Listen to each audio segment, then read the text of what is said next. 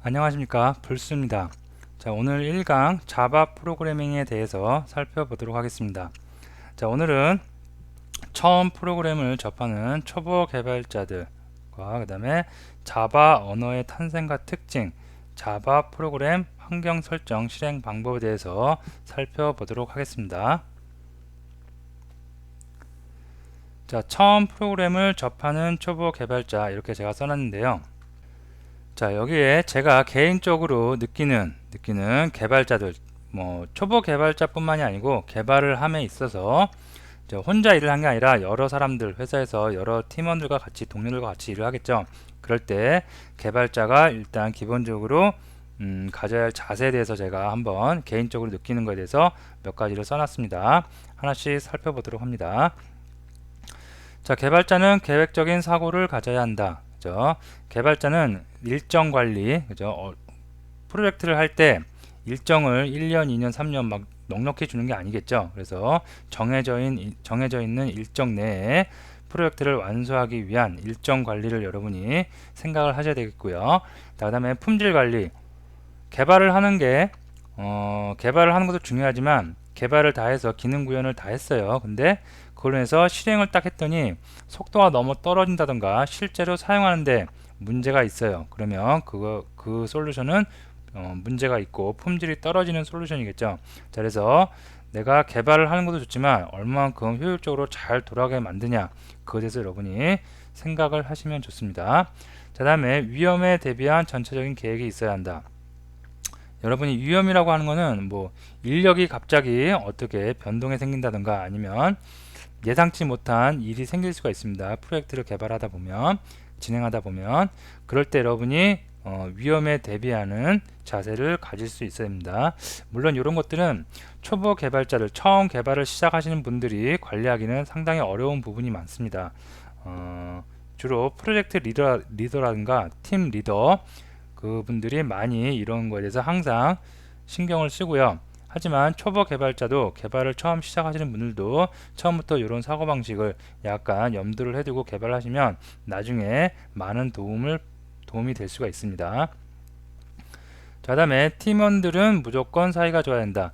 팀원들끼리 사이가 좋아야지, 팀원들끼리 사이가 안 좋으면, 그죠? 프로젝트 하나에 같은 배를 타고 가는데 팀원들끼리 사이가 안 좋으면 안 되겠죠. 그죠? 그래서 팀원들끼리는 무조건 사이가 좋아야 됩니다. 그죠? 자, 그리고 타 조직과의 업무에서 상대방을 존중하는 자세를 가져야 한다. 우리가 프로젝트를 진행하다 보면 우리 회사 내부의 다른 파트와 다른 팀과 같이 코업을 하는 부분도 상당히 많이 발생을 하고요.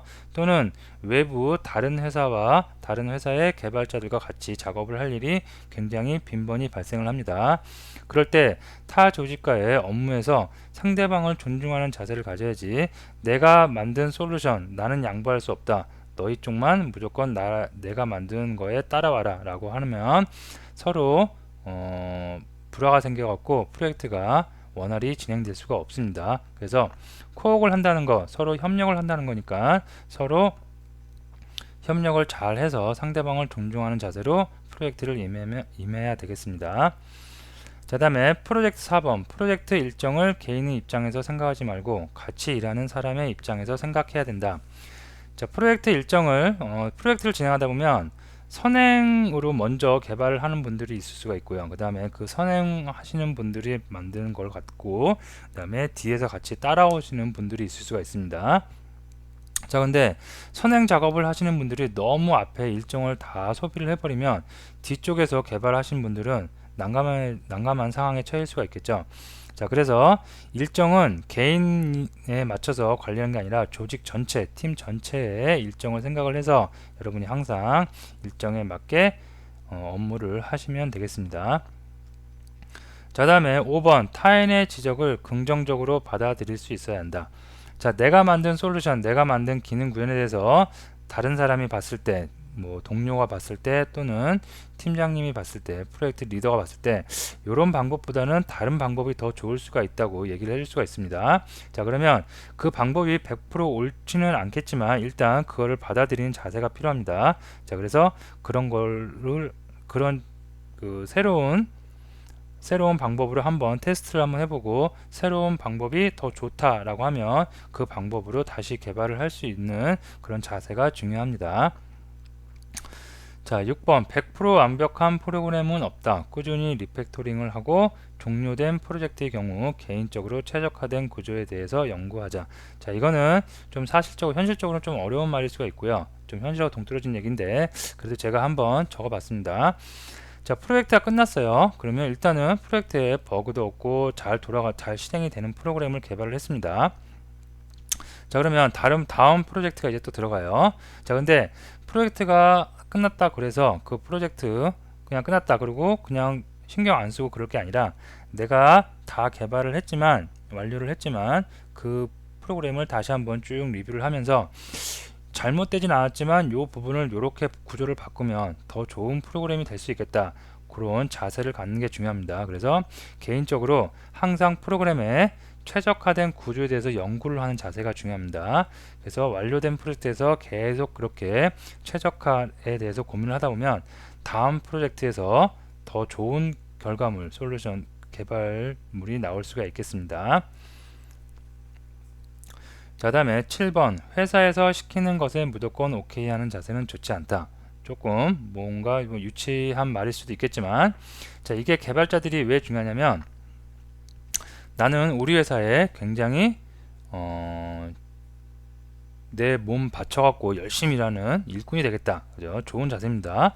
자, 하지만 프로젝트라는 거는 그죠? 데미지가 있으면 안 되겠죠. 내가 어떤 프로젝트 나의 능력은 예를 들어서 10점 만점에 5점, 6점, 7점 그 정도 수준인데 회사에서 갑자기 9점, 10점의 난이도를 주었어요. 근데 거기다 대고 무턱대고 예 하겠습니다. 그리고 오케이 하고 바로 프로젝트에 투입되면 나중에 처음에는 모르겠지만 점점 난관이 발생하다가 나중에는 프로젝트가 잘못된 방향으로 가는 경우가 발생할 수 있습니다. 자, 그래서 회사에서 무조건 시킨다고 오케이 하는 것보다는 일정을 생각하고 인력을 생각하고 개발자의 능력을 생각을 해서 아, 이거는 해낼 수 있겠다 또는 이거는 어떠한 요소 먼저 필요 조건에 무엇이 필요하겠다 그런 것을 여러분이 깊이 생각할 필요가 있습니다. 이것도 마찬가지로 개발을 처음 시작하시는 분들은 이런 부분에 대해서 관리하기에는 좀 무리가 있고요. 마찬가지로 이것도 팀 리더라든가 아니면 파트 리더 하시는 분들이 이런 거를 주관해서 항상 리스크 관리를 합니다. 자, 다음에 8번째 개발 중 클라이언트의 요구사항이 늘어날 경우 팀 리더와 의논하고 팀 리더의 도움을 받자. 당연한 얘기겠죠. 이제 개발을 하다 보면 클라이언트가 처음에 요구사항을 맞춰서 우리가 이제 개발자들이 킥오프를 해서 개발을 시작합니다. 자, 근데 클라이언트가 계속 개발 도중에 이거는 이렇게 해주세요, 저거는 저렇게 해주세요, 이거를 더 해주세요, 이걸 빼주세요 하는 요구사항이 늘어날 수가 있습니다. 자, 이럴 때 개발자 잘 모르는 초급 개발자가 이거에 대해서 예 알겠습니다 라고 하고 바로 클라이언트 요구사항을 들었다가는 전체적인 로직이 망가질 수도 있고 그 다음에 그렇게 해서도 안 되겠죠. 일정의 문제가 생길 수도 있고 그래서 이런 경우에는 거의 없지만 개발자한테 다이렉트로 클라이언트가 요구를 하는 경우는 거의 없지만 혹시라도 있을 경우에 반드시 팀 리더와 의논을 하고 팀 리더의 도움을 받아야 합니다. 개발자 혼자서 판단을 하고 진행을 하면 안 되겠습니다. 자, 그래서 몇 가지 이렇게 두서없이 좀 적어봤는데 그죠? 중요한 거는 그죠? 타 조직 또는 팀원들 간의 사이가 좋아서 코어기 협력이 잘 진행되는 그런 프로젝트를 진행하시면 되겠습니다. 자, 다음으로 제가 요거는 이제 처음 개발을 하시는 분들한테 항상 드리는 말씀입니다. 자, 간단하게 써놨는데요. 초보 개발자는 토끼와 거북이 중 거북이가 되자. 자, 이게 무슨 말이냐면 처음에 이제 학생들을 처음 만났을 때 이제 학습하시는 분들을 처음 딱 만났을 때 사람마다 편차가 있기 마련이겠죠. 어떤 분들은 언어를 처음 했는데 언어를 습득하는 능력이 뛰어난 분들이 있습니다. 또 반면에 어떤 분들은 언어를 처음 해서 그런지 약간 언어에 대해서 약간 적응하는 속도가 느릴 수가 있습니다. 자, 어느 게 좋고 어느 게 나쁘다 그 얘기를 하는 게 아니고요. 자, 처음에 굉장히 빨리 습득을 해요. 언어에 대해서 이해력도 좋고 빨리 개발도 하고 굉장히 능력이 좋습니다. 그런 분들이 이제 토끼 같은 분들인데 그런 분들이 막 이렇게 학습을 하시다가 어느 정도 수준이 되면 자만이라고 할까요? 약간 이제 개발 공부 학습을 이제 게을리 하시는 경우가 있어요. 그래서 1개월이고 2개월이고 3개월을 좀 쉬었다가 또 다시 또 책을 보고 또 공부를 합니다. 그러면 그 전에 배웠던 지식이 그대로 머릿속에 있지가 않겠죠. 다시 또 처음서부터 다시 책을 보고 다시 공부를 해야 되는 그런 다람쥐 쳇바퀴 도는 그런 방식이 계속 됩니다. 그러면 개인한테도 안 좋고, 그죠? 진도가 안 나가고 별로 그렇게 좋은 방향이 아닙니다. 자, 그거보다는 속도가 느려요. 좀 프로그램 언어에 대해서 이해하는 속도가 좀 느려요. 느리지만 꾸준히 쉬지 않고 꾸준히 하다 보면 반드시 제가 말씀드릴 수 있는데요. 그렇게 꾸준히 하다 보면 자기도 모르게 어느 순간에, 그죠? 속도가 붙어갖고 빠른 이해 능력을 가질 수가 있습니다. 자, 그래서 여기 밑에 써있죠. 100km의 속도로 공부하지 말고 1km의 속도로 공부하되 꾸준히 공부하자. 그죠? 처음에 너무 달리면 질려요. 그러지 말고 차근차근 하나씩 하나씩 꼼꼼하게 학습을 하시고요.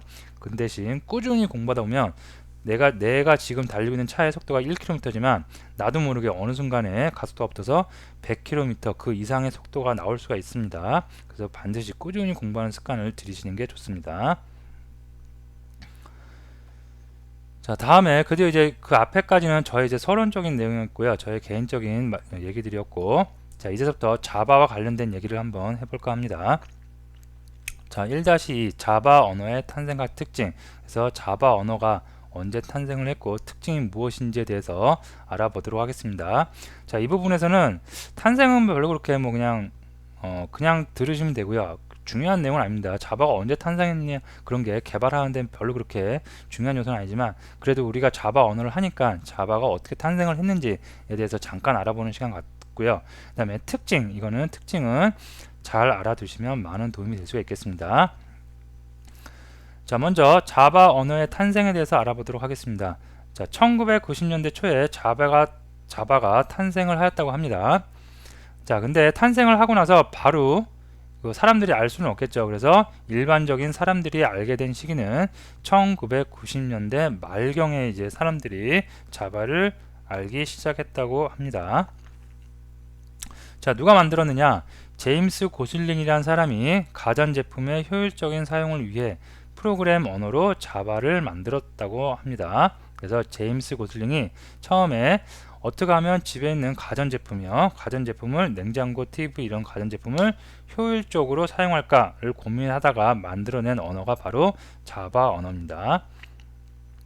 자, 이렇게 해서 90년대 초에 고슬링이 자바 언어를 만들었지만 기존에 사용하던 언어 C와 C++이라는 언어가 있었습니다. 자바가 탄생하기 전에 70년대, 80년대에 탄생한 C와 C++ 언어가 있었는데 그런 언어에 비해서 속도가 많이 느렸어요. 저도 처음에 자바를 접했을 때 굉장히 기대를 많이 하고 접했는데 굉장히 실망을 했습니다. 그 실망을 한 부분 중에 하나가 가장 큰 요인이 너무너무 속도가 느려가지고 이거를 도대체 이 언어를 가지고 개발을 했을 때 솔루션이 잘 돌아갈 수 있을까, 그래서 저도 많은 실망을 했던 적이 있습니다. 어쨌든 C와 C++에 비해서 속도가 많이 느려서 사람들로부터 외면을 받았습니다. 자, 다음에 1990년대 말에서 2000년도에 들어오면서 인터넷의 등장으로 자바를 외면했던 사람들로부터 관심을 얻기 시작했다. 자바에 실질적으로 인기를 얻기 시작한 것은 이때라고 생각하시면 돼요. 자바가 처음에 탄생을 했지만 C와 C++에 비해서 속도가 많이 느려서 인기를 못 얻었기 때문에 거의 사람들이 모르는 사람도 많았고 거의 외면을 많이 받았습니다. 하지만 인터넷 시대가 등장을 하면서 90년대 말에서 2000년대에 인터넷 시대가 등장을 하면서 자바가 그거에 힘을 얻어서 같이 사람들한테 인기를 얻기 시작합니다. 실질적으로 이때부터 이제 자바가 세상에 쫙 알려지는 시기라고 생각을 하시면 되겠습니다. 자, 다음에 자바는 대표적으로 세 가지의 플랫폼을 이루고 있다고 합니다. 자바 SE, 자바 ME, 자바 EE가 있는데요. 자바 SE 스탠다드 에디션, ME 모바일 에디션, EE 엔터프라이즈 에디션입니다. 자, 뭔가 거창해 보이지만 거창한 거 아니고요. 간단합니다. 자, 자바 SE 스탠다드 에디션, 그죠? 이 플랫폼 뭐냐면 자바 어플리케이션 만드는 거예요. 여러분들이 이제 저랑 같이 공부하면서 계속 만들어 나갈 그런 플랫폼입니다. 그래서 자바 어플리케이션, 자바 응용 프로그램을 만든다. 이게 자바 SE 플랫폼입니다. 일반적인 어플리케이션 개발이 써 있고요. 자, 다음에 ME 모바일 에디션인데요. 휴대 가능한 소형 디바이스에 사용할 목적으로 개발합니다. 내가 어떠한 것을 이제 자바 언어로 개발하는데 그 개발하는 프로그램이 소형 디바이스에 탑재가 돼요. 예를 들어서 핸드폰 이런 데에 탑재가 돼요. 그럴 때는 자바 ME 모바일 에디션 플랫폼을 이용해서 개발을 하면 된다는 얘기입니다. 자, 하지만 현재의 스마트폰 등장으로 쇠퇴, 그죠? 거의 쓰이지 않아요. 요즘 현재의 스마트폰의 프레임워크는 안드로이드라는 게 나왔죠. 그래서 소형 디바이스에는 안드로이드가 많이 탑재가 되지 자바 ME를 가지고 어떤 그 개발을 해서 솔루션을 개발해서 탑재를 시킨다든가 그런 경우는 거의 이제 없습니다. 자, 자바 EE가 나오네요. 자바 엔터프라이즈 에디션, 그죠? 기업 솔루션. 기업에서는 솔루션이 굉장히 크겠죠. 그죠? 굉장히 크고 많은 연산 처리를 해야 됩니다. 그런 거 할 때 자바 EE 엔터프라이즈 에디션을 사용을 합니다. 자, 그래서 SE, 그죠? 가장 일반적으로 많이 쓰는 거 자바 어플리케이션을 만들 때 많이 쓰고요. ME는 모바일, 소형 디바이스에 탑재되는 어플리케이션을 만들 때, 응용 프로그램을 만들 때 하는데 거의 사용을 하지 않는다는 거. 왜냐하면 안드로이드 프레임워크를 이용해서 개발을 많이 하니까. 자, 다음에 자바 EE 엔터프라이즈 에디션, 기업 솔루션을 만들 때 사용을 한다는 거. 이렇게 세 가지 알아두시면 되겠습니다. 우선은 우리는 자바 SE 갖고 합니다. 자, 다음에 자바 언어의 특징, 이제 요거 좀 잘 이해를 하셔야 됩니다. 자, 자바 언어의 특징을 알아볼 때 생소한 말들이 많이 나올 텐데요. 이런 생소한 말들 뭐 굳이 그렇게 딸딸딸 외우면서 그렇게 학습을 하실 필요는 없을 것 같고요. 특징에 이런 게 있구나, 그죠? 그 정도 알아두시면 되겠습니다. 그리고 이런 특징들에 대해서는 자바를 여러분이 학습을 하는 도중에 계속해서 반복적으로 나오는 말들입니다. 그래서 굳이 꼭 그렇게 외우면서 공부를 하지 않아도 될 겁니다. 자, 그래서 자바 언어의 특징 첫 번째, 버추얼 머신을 사용한대요. 자, 버추얼 머신 먼저 한번 쭉 볼까요? 운영체제, 윈도우 운영체제, 리눅스 운영체제, 맥 OS 이런 운영체제에 영향을 받지 않는다라고 되어 있습니다. 자, 이게 무슨 얘기냐면 우리가 이제 자바 언어를 통해서 프로그램을 만들 거예요. 언어를 통해서 프로그램을 만드는 것, 그것이 바로 프로그래밍 한다라고 했죠. 그래서 자바 언어를 가지고 프로그램을 개발을 했어요. 근데 내가 사용하는 컴퓨터가 윈도우예요. 그래서 윈도우에서 자바 언어를 가지고 프로그램을 만들었다. 그러면 그 프로그램은 윈도우 환경에서만 돌아갈 수가 있느냐? 그게 아니란 얘기입니다. 자바 언어를 가지고 프로그램을 만들면 그 프로그램 만든 거 하나만 가지고 윈도우에서도 돌아갈 수 있고, 또는 리눅스에서도 돌아갈 수가 있고, 또는 맥 OS에서도 돌아갈 수가 있다는 얘기입니다. 어떻게 이렇게 하나만 만들면 OS가 다 다른데 어떻게 돌아갈 수가 있을까? 그것이 바로 버추얼 머신의 역할입니다. 버추얼 머신, 가상 머신이죠. 가상 머신, 자바 안에 가상 머신이라는 게 있어요. 그래서 얘가 윈도우용 버추얼 머신이 따로 있고요, 리눅스용 버추얼 머신이 따로 있고, 맥 OS용 버추얼 머신이 따로 있습니다. 그래서 내가 어떤 프로그램을 딱 자바로 하나 만들어 놓으면 윈도우에 탑재하고 싶다 그러면 윈도우 버추얼 머신을 통해서 윈도우에 탑재를 시키면 윈도우에서 실행이 되는 거고요. 그 다음에 리눅스에 탑재를 하고 싶다 그러면 리눅스용 버추얼 머신을 통해서 리눅스에 탑재를 시킬 수가 있고요. 그 다음에 맥 OS용 버추얼 머신을 통해서 맥 OS에 탑재를 시킬 수가 있습니다. 자, 이게 자바의 특징 중에 중요한 특징 중에 하나입니다. 그래서 버추얼 머신을 사용한다는 거 굉장히 좋겠죠. 어디서든지 한 번만 개발을 해갖고 하나만 프로그램을 만들어 놓으면 OS에 상관없이 해당 OS에 버추얼 머신만 있다면 해당 OS에 다 이렇게 실행을 시킬 수가 있습니다. 자, 그래서 굉장히 좋은 기능이라고 여러분이 아시면 되겠는데, 이게 굉장히 좋은 기능이지만 때로는 단점인 요소도 간혹가다 있어요. 왜냐면 해당 프로그램이 바로 OS에 바로 탑재되는 게 아니라 버추얼 머신이라는 걸 한번 가상 머신을 통해서 OS에 탑재가 되기 때문에 약간 속도면서 떨어질 수가 있겠죠. 한 번 더 거쳐서 가니까. 그래서 그런 단점들도 있는데 여러분이 실무를 이제 하시면 그런 단점들이 간혹가다 눈에 보이게 될 겁니다. 어쨌든 지금은 버추얼 머신을 통해서 프로그램 하나만 만들어 놓으면, 그죠? 윈도우, 리눅스, 맥 OS에 어디든지 다 탑재시킬 수 있다는 거 알아두시면 되겠습니다. 자, 다음에 가비지 컬렉션, 개발자는 메모리 관리를 하지 않는다. 자, 이게 무슨 얘기냐면 컴퓨터에는 각 디바이스에는 메모리가 그 한계가 있겠죠. 메모리가 무한대로 많이 있는 게 아니겠죠. 자, 그래서 프로그램이 구동을 해서 막 실행하다 보면 메모리를 계속 소비하게 됩니다. 자, 근데 메모리를 계속 소비하다가 메모리가 꽉 찼어요. 그러면 프로그램이 실행을 중단한다든가 아니면 실행이 느려지는 경우가 발생을 할 수가 있겠죠. 그죠? 그럴 때는 사용하지 않는 메모리, 그죠? 이미 사용을 했는데 더 이상 사용하지 않는 메모리는 회수를 해야 됩니다. 그래야지 다시 메모리를 재활용해서 다른 기능들을 할 수가 있으니까. 자, 근데 자바 언어의 특징 중에 하나가, 자바 언어는 이런 메모리 회수 같은 메모리 관리를 하지 않아도 돼요. 누가? 개발자가 메모리 관리를 하지 않아도 된다는 얘기입니다. 그러면 메모리를 회수하는 관리는 누가 해주냐? 바로 가비지 컬렉터라는 애가 해줍니다. 그래서 가비지 컬렉터가 쭉 보고 있다가 이쪽 메모리는 더 이상 사용을 안 하네. 그러면 알아서 회수를 해서 다시 필요한 곳에 필요한 객체한테 할당을 해줘서 다시 메모리를 재활용할 수 있게 해줍니다. 자, 그래서 가비지 컬렉터가 있다는 것, 자바 언어의 굉장히 큰 특징입니다. 이런 가비지 컬렉터가 없는 언어도 있어요. 그런 언어 같은 경우에는 개발자가 직접 메모리를 다 관리를 해줘야 됩니다. 메모리를 잘못 관리하면은 메모리 누수가 발생해서 계속 메모리가 부족하다든가 그러면 프로세스가 중단되는 최악의 경우도 발생할 수가 있습니다. 하지만 자바는 가비지 컬렉터가 그 일을 대신해 준다는 거, 굉장히 믿음직한 가비지 컬렉터가 있다는 거 알아두시면 되겠고요. 자, 다음에 마지막으로 오브젝트 오리엔티드 프로그램, 줄여서 OOP라고 합니다. 객체 지향 언어로 개발과 유지 보수를 효율적으로 진행할 수 있다. 약간 생소하고 어려운 말인데 간단하게만 그냥 이런 게 있다라고만 일단은 알고 넘어갑니다. 자, 뭐냐면 자바는 객체 지향 언어라고 합니다. 객체가 지금 뭔지 잘 모르실지만 일단 그냥 자바는 객체 지향 언어고, 그런 객체 지향 언어이기 때문에 유지 보수를 굉장히 효율적으로 진행할 수 있다라고만 알아두시면 되겠습니다. 그래서 자바 언어의 특징 OOP, 객체 지향 언어이고, 객체 지향 언어이기 때문에 나중에 개발을 하고 나서 나중에 유지 보수가 굉장히 효율적으로 진행될 수 있다라고만 여러분이 알고 계시면 될 것 같습니다. 자, 그래서 자바 언어의 탄생과 특징에 대해서 알아봤는데요.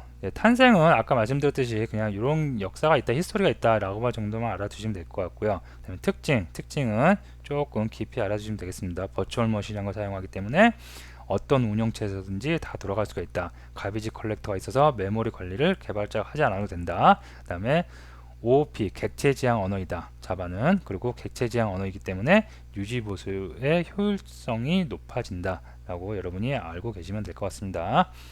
자, 다음으로 넘어가서 이제 자바 프로그래밍 환경 설정과 실행 방법, 그죠? 자바를 실제로 내가 사용하는 컴퓨터에 깔아보고 설치를 해보고, 다음에 자바를 코딩을 할 때 편집 툴도 설치를 한번 해보도록 하겠습니다. 자, 그래서 자바를 먼저 설치할 텐데요. 자바는 자바 디벨롭먼트 킷이라는 것을 먼저 설치를 합니다. 줄여서 JDK라고 하죠. JDK가 뭔지는 좀 이따 다시 설명을 드리고요. 일단 JDK 설치를 해보도록 하고, 다음으로 IDE, 그죠? 통합 개발 툴이라고 합니다. 그래서 편집기, 그죠? 여러분이 알고 있는 메모장, 그것도 하나의 편집기예요. 그럼 편집기, 하지만 메모장으로는 개발하기 어렵고, 최적화된 우리가 자바 어플리케이션을 개발할 때 아주 쉽게 많은 도움을 주는 편집기, 이클립스라는 편집기를 한번 내가 사용하는 컴퓨터에 설치를 해보도록 하겠습니다. 자, 먼저 JDK를 설치할 텐데요. java.sun.com에 들어가서 다운로드에 들어가서 JDK 최신 버전을 찾아서 다운을 받으면 되겠습니다. 자, 그러면 인터넷에 들어가서 한번 같이 다운받고 설치까지 한번 해보도록 하겠습니다. 자, 일단 인터넷 브라우저를 열어보고요. 자, 처음서부터 java.sun.com에 들어갔습니다. 자, 여기 이제 들어왔고요. 여기서 이제 다운로드에 가면 인기 있는 다운로드에서 첫 번째 Java for Developer라고 나오죠. 그죠? 가장 인기 있는 거겠죠, 여기가. 그래서 얘를 클릭합니다. 자, 그러면 자바 SE, 우리가 플랫폼 자바 SE 플랫폼을 이용해서 자바 어플리케이션을 만든다고 그랬어요. 그죠? 자바 SE 있고 ME 있고 EE가 있는데 SE 다운로드를 받는 곳으로 들어왔습니다. 자, 그래서 자바 플랫폼 SE 플랫폼을 다운받는데 여기 보시면 8U25라고 되어 있죠. 야, 이게 뭐냐면 앞에 있는 8이 버전입니다. 자바 1.8 버전, 그죠? 1.8 버전입니다.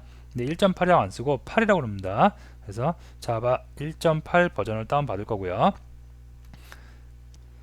자, 다음에 U가 있죠. U는 업데이트의 약자입니다. 그래서 25번 업데이트가 됐대요. 처음에 8 버전을 발표하고 나서 약간의 뭐 개선할 점들을 이런 거를 25번 패치를 했다는 얘기입니다.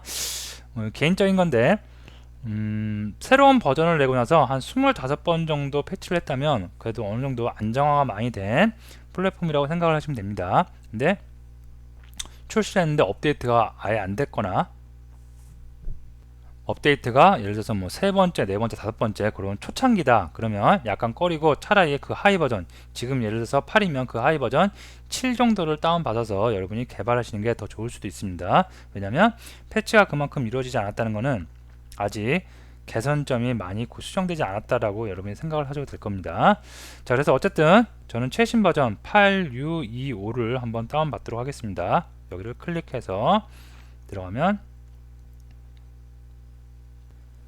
라이센스에 동의를 하라고 되어 있죠. 그래서 동의를 먼저 하도록 하겠습니다. 자, 그 다음에 밑에 이제 보면 리눅스용이 있고 맥도 있고요, 솔라시스도 있고 윈도우용도 있는데 자기 컴퓨터에 맞는 JDK를 다운받아야겠죠. 자, 그래서 윈도우용을 저는 지금 윈도우 OS를 쓰고 있기 때문에 윈도우용을 다운받을 텐데요.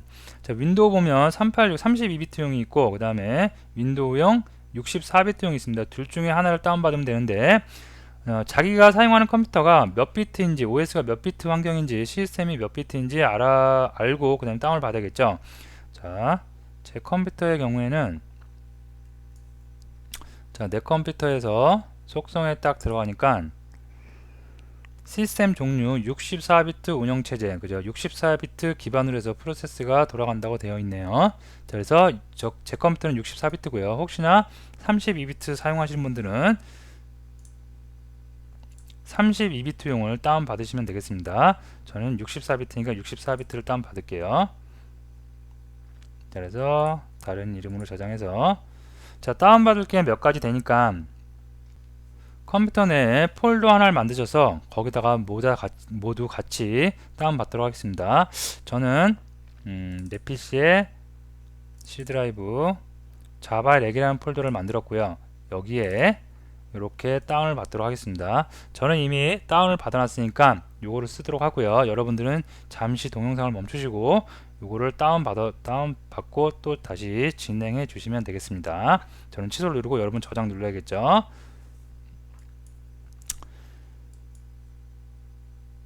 자, 그래서 이제 다운을 다 받았다고 이제 가정을 하겠습니다. 윈도우 브라우저를 내릴게요. 그래서 자, 윈도우 탐색기에 들어가서 방금 자바 다운 받은 곳으로 가겠습니다. C 드라이브 자바렉, 여기에 이제 8 버전, 최신 버전이죠. 25번째 패치된 거. 자, 얘를 설치하는 것은 굉장히 간단합니다. 몇 번만 클릭만 하면 바로바로 설치가 됩니다. 그래서 얘를 더블 클릭 이해하고요. 자, 넥스트. 자, 그러면 설치가 진행되는 것을 볼 수가 있습니다.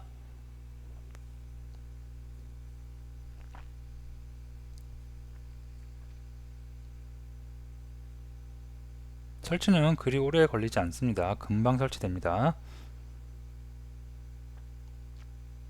혹시라도 인터넷 환경이 조금 안 좋으면 다운로드 하는데 시간이 많이 걸릴 수가 있어요. 하지만 설치는 금방 단시간 내에 금방 설치가 될 수가 있겠습니다.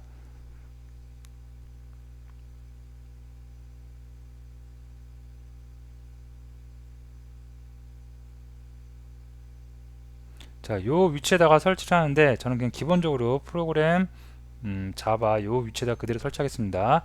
요 경로를 원치 않으신 분들은 변경을 눌러서 다른 경로에다가 설치를 하시면 되겠습니다. 저는 그냥 이 기본 경로 그대로 쓰겠습니다.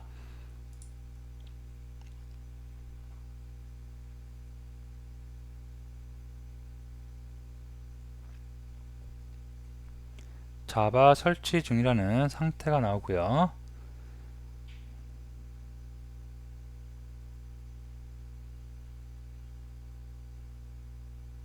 다 설치가 됐네요. 그래서 클로즈 하겠습니다.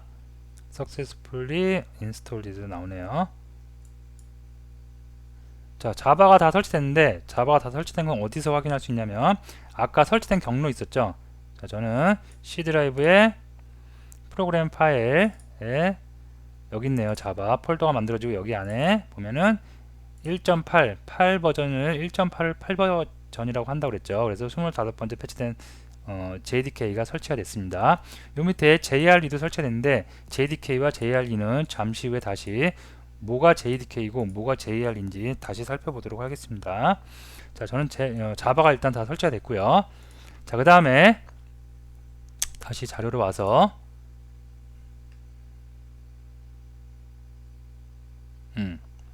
자, 자바 프로그래밍 환경 설정과 실행 방법. 이제 JVM과 API, JRE, JDK라는 게 있습니다. 아까 방금 설치된 걸 보면 자바 안에 JDK와 JRE가 있었습니다. 자, 이게 무슨 얘기인지 지금 한번 알아보도록 하겠습니다. 자, 우리가 이제 좀 이따가 이제 자바 프로그램, 그죠?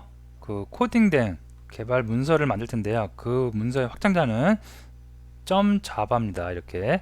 그래서 앞에 파일명이 붙고 확장자가 자바로 이렇게 붙습니다. 자, 이거는 컴파일이 안 되는, 컴파일이란 게 뭐였냐면 번역기라고 했죠. 번역. 컴퓨터가 알아먹을 수 있는, 알아들을 수 있는 언어로 번역을 해주는데 그게 컴파일러라고 그랬습니다. 근데 컴파일이 안 된 언어, 우리 인간이 알아들을 수 있는 언어로 된 이런 자바 파일을 만듭니다. 이거를 갖다가 컴파일을 합니다. 그러면 뒤에 파일명은 그대로 두고 뒤에 확장자만 클래스라고 이렇게 바뀝니다.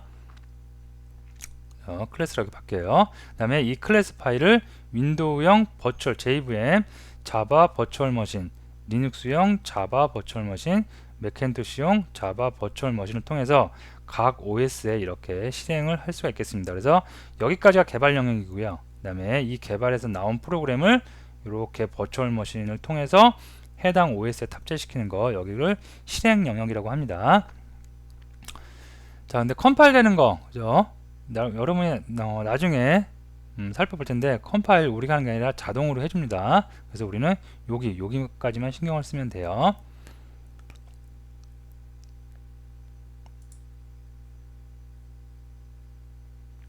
자, 여기 보시면 이제 본격적으로 JVM, API, JRE, JDK가 뭔지 알아보도록 하겠습니다. 자, 이렇게 제가 이렇게 동그라미로 이렇게 하는데, JDK는 자바 디벨롭먼트 킷입니다. 그래서 개발을 하는데 필요한 모든 게 다 들어있어요. 가장 크죠? 그죠? 그럼 JRE는 뭐냐? 자바 런타임입니다. 런타임. 그래서 실행을 해주는 거예요. 그래서 일반적으로 내가 쉽게 생각해서 그렇게 생각하면 됩니다. 나는 자바 개발자입니다. 그래서 개발을 해서 그거를 실행을 해야 돼요. 나는 개발자이기 때문에 나는 개발을 하고 그 다음에 개발한 거 테스트 해야 되니까 실행 반드시 해봐야겠죠. 그래서 실행도 해야 돼요. 그러면 JDK 가장 큰 녀석을 설치를 합니다. 자기 컴퓨터에, 본인 컴퓨터에 JDK를 설치합니다. 방금 JDK 8625를 그래서 우리가 설치한 거고요. 하지만 나는, 그죠? 나는 개발은 하지 않고 단지 누가 개발해 놓은 프로그램, 자바 프로그램을 갖다가 실행만 하고 싶어요. 내 컴퓨터에서. 그러면 그 사람들은, 그런 분들은 개발을 하지 않기 때문에 자바 디벨롭먼트 킷이 JDK가 필요 없습니다. 그래서 자바 런타임만 있으면 되기 때문에 JR2만 설치하시면 되겠습니다. 그리고 요 안에 있는 API와 자바 버추얼 머신 JVM은 뭐냐면 자바 어플리케이션이 JRE가 있고 JDK가 있을 때 이제 실행이 되죠. 실행이 될 때 거기서 사용하는 많은 클래스들이 있습니다. 그런 클래스들이 모여있는 API가 있어야지 이제 실행을 할 수가 있습니다. 그래서 그 안에 API가 있고요. 그 다음에 그 안에 보면 이제 드디어 아까 버추얼 머신이라는 거, OS 환경에 따라서 따로 개발할 필요 없는 그런 JVM이 존재하게 됩니다. 자, 그래서 간단합니다. 정리하면 나는 개발자다, 그죠? 나는 개발을 해야 돼요. 그러면 JDK가 컴퓨터에 설치되어 있으면 되고, 아니다, 나는 개발자가 아니라 그냥 실행만 하는 사람이다, 그러면 JRE까지만 여러분이 설치되어 있으면 되겠습니다. 자, 다음에 이제 이클립스, 여러분이 실제로 이제 자바는 설치를 했고 자바 언어를 가지고 여러분이 코딩 개발을 할 수 있어야겠죠. 그래서 개발하는 편집 툴 가장 많이 쓰이는 이클립스를 다운받고 설치를 해보도록 하겠습니다. 자, 근데 먼저 말씀드리면 이클립스는 자바처럼 자바는 인스톨 파일을 설치를 받아서 그거를 내 컴퓨터에 설치를 했습니다. 하지만 이클립스는 그런 설치가 필요 없습니다. 다운로드 받은 다음에 압축 파일을 다운로드 받은 다음에 그 압축을 해제만 하면 바로 그냥 사용할 수 있는 그런 편집 툴입니다. 그래서 이것은 어디 들어가냐면 이클립스 org라는 사이트에 들어가서 다운로드를 받도록 하겠습니다. 자, 이클립스 org에 들어가도록 하겠습니다. 자, 이클립스 홈페이지에 들어왔고요. 자, 우측 상단에 다운로드 클릭하도록 하겠습니다. 자, 여기 보시면 이클립스의 종류가 좀 이렇게 있죠. 이클립스 ID 통합 툴 디벨롭 있고요. 이클립스 ID EE 디벨롭, 이게 가장 그죠, 자바 엔터프라이즈를 개발하는데 가장 큰 덩어리의 그 툴이라고 생각하시면 됩니다. 그래서 요거를 다운받아도 되고 아니면 디벨로퍼스 요거를 다운받아도 되는데, 나중에 여러분이 자바만 할 게 아니라 나중에 기업용 솔루션 엔터프라이즈도 할 거라면 요거를 받는 게 좋습니다. 그래서 저는 64비트니까 제 컴퓨터 64비트니까 윈도우 64비트를 다운받도록 하겠습니다. 미러링 사이트가 나오는데요. 미러링 사이트 한국에 어디 카이스트에 있대요. 그래서 요 중에서 여러분이 편하신 데에서 다운 받으면 되겠습니다. 기다리면 다운이 되겠습니다. 자, 이것도 마찬가지로 아까 자바 JDK 다운 받은 곳과 동일한 폴더에다가 받도록 하겠습니다. 자바 레귤한 폴더를 만들었고요.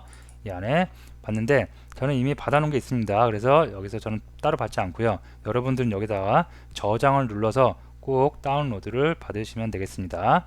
자, 동영상을 잠시 멈추시고 다운로드가 다 된 후에 다시 또 진행을 하시면 되겠습니다. 저는 취소를 누르고 여러분은 저장을 누르시면 되겠죠. 자, 취소를 누르고 취소 누르겠습니다.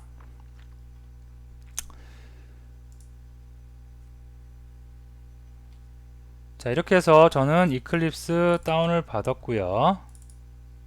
다운 받았죠. 자, 아까 말씀드렸듯이 이클립스라는 툴은 인스톨 과정이 필요 없다고 그랬습니다. 압축받은 파일을 갖다가 압축만 해제하면 바로 사용을 할 수 있는 툴입니다.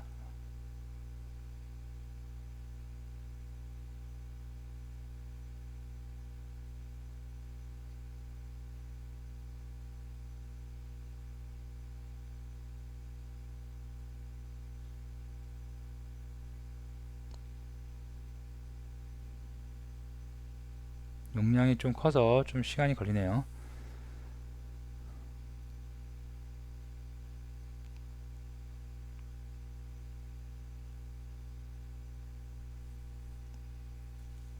자, 압축이 다 해제하고 나서 압축 폴더를 열으면 바로 프로그램 실행 파일이 보이게 됩니다.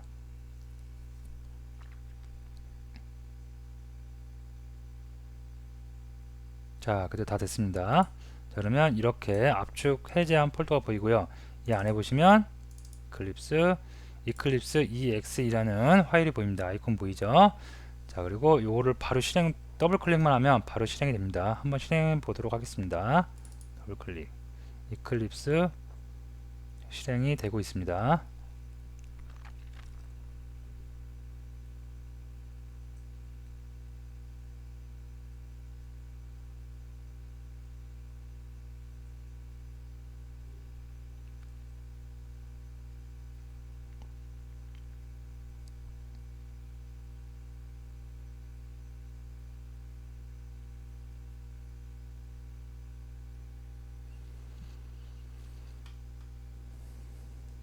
자, 처음에 화면에 Select Workspace라고 나오는데 작업 그 폴더를 정하라는 얘기예요. 그래서 기본적으로는 사용자의 자기 컴퓨터 이름에 워크스페이스라는 게 생기면서 여기 됩니다.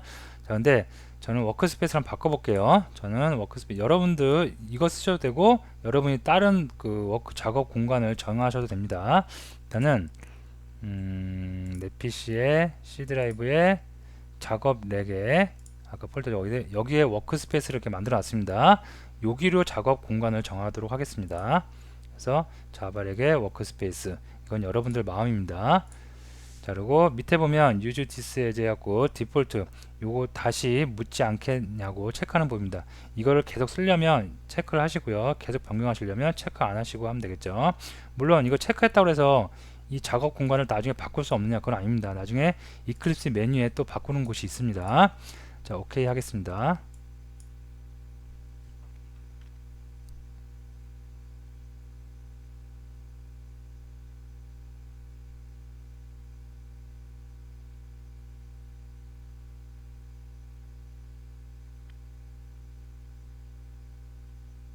자, 그러면 이클립스 프로그램이 실행됐습니다.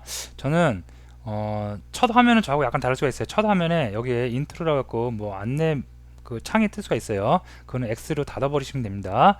닫고 나면 저와 동일한 모습이 나올 겁니다. 저는 이클립스를 한번 사용했기 때문에 그런 창이 뜨는 겁니다. 자, 어쨌든 이게 이클립스란 겁니다. 그래서 이클립스는 한번 실행해 봤고요. 여기서 이제 여러분이 자바 언어를 가지고 코딩을 해서 자바 어플리케이션 프로그램을 만드실 수가 있겠습니다. 자, 끌게 종료할게요. 자, 오케이. 자, 그래서 다시 파워포인트로 돌아와서 자, 그래서 이클립스까지 다운받았죠. 자, 이번 시간에 한 거 잠깐 정리를 해보도록 하겠습니다. 자, 먼저 자바 언어를 배울 때 프로그램 처음 개발하시는 분들이 가져야 되는 자세에 대해서 한번 쭉 알아봤고요. 다음에 자바 언어의 탄생과 특징에 대해서 알았습니다. 탄생은 그냥 가볍게 역사라고 해서 읽어주시면 될 것 같고요. 자바 언어의 특징, 요 세 가지는 꼭 기억을 하시는데 무슨 말인지 몰라도 버추얼 머신이라는 걸 사용하구나, 가비지 컬렉터라는 걸 사용하구나, 그죠? 객체 지향 언어이고 그래서 유지 보수가 효율적으로 진행될 수 있구나, 그 정도만 개념만 좀 알아두시고 넘어가시면 되겠습니다. 자, 다음에 자바를 개발하기 위해서 JDK를 설치한다, 그죠? 자바 사이트에 들어가서 JDK 설치하는 거 한번 해보시고요. 그 다음에 JDK와 JRE, 개발자는 JDK가 필요하고요. 그냥 실행만 하는 사용자는 JRE가 필요하겠죠.